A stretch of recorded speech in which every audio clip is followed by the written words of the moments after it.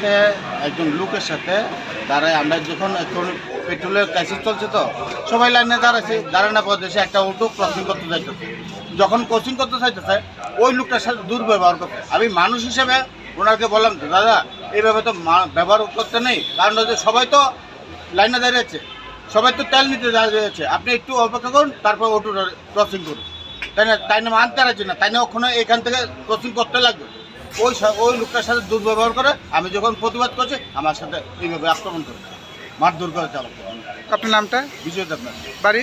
বাড়ি রাধানগর। এখানে কেন আসলেন? এখানে তেল নিতে আসলাম। কি দেখছেন? মাঝখান দিয়ে লাইনের মাঝখান দিয়ে ঢুকাই দিতে লাইন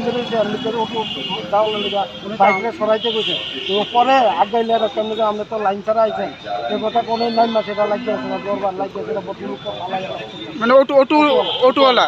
আচ্ছা, উনি তো আমরা একজন সিনিয়র সাংবাদিক কি বলবো এটা খুব খারাপ জিনিস হচ্ছে অটোওয়ালা লাইন ছাড়া আলাদাভাবে আইছে না সামনে যে দোকানের লোকে কি ধরনের শাস্তি হওয়া উচিত? কি ধরনের শাস্তি? উচিত শিক্ষা হওয়া যায়।